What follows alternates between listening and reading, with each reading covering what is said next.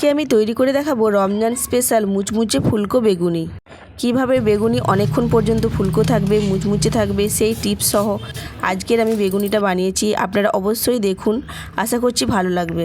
আসসালামু আলাইকুম everyone, welcome back to my channel Sanu cooking. সবার প্রথমে আমি এখানে বেগুন নিয়েছি একটা। বেগুনটা খুব পাতলা করে কেটে নিয়েছি। বেগুনের মধ্যে আমি কোনো রকম লবণ অ্যাড করিনি।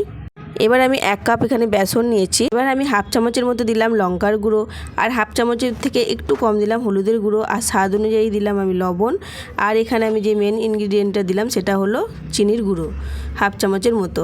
আর এখানে আমি অ্যাড করলাম 2 চামচের মতো চালের গুঁড়ি মুচমুচে হওয়ার জন্য। আর আমি অ্যাড করলাম একদম অল্প ছোট চামচের হাফ চামচ বেকিং সোডা। এবার আমি শুকনো উপকরণগুলো খুব ভালো করে মিক্স করে নিচ্ছি। এখানে আমি আরও একটা উপকরণ মিক্স করব। দিলে বেগুনিটা আমাদের অনেকক্ষণ পর্যন্ত মুচমুচে থাকবে, সেটা হলো ময়দা। এখানে আমি 2 চামচের মতো ময়দা অ্যাড করে দিলাম।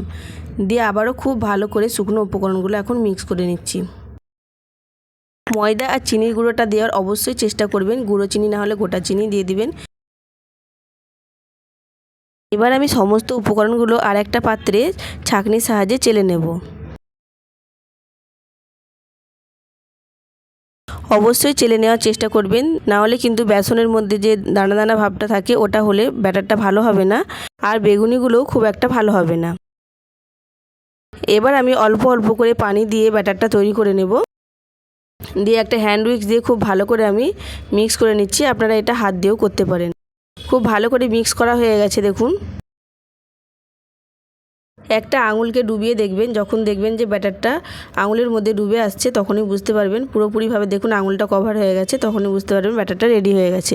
এবার আমি আগে থেকেই কড়াইয়ে তেল বসিয়ে দিয়েছিলাম। তেল গরম হয়ে গেছে, পরিমাণ মতো তেলও দিয়ে দিয়েছিলাম। তেলটা খুব ভালোভাবে গরম হয়ে গেছে। এবার আমি একটা বেগুনি দিয়ে দিলাম। এবার আমি বেগুনির উপরে অল্প অল্প করে তেল দিয়ে দিচ্ছি। দেখুন বেগুনিটার সাথে সাথে কত সুন্দর ফুলে উঠেছে। এইভাবে একটু সময় নিয়ে মুচমুচে করে বেগুনিটা ভেজে নিতে হবে।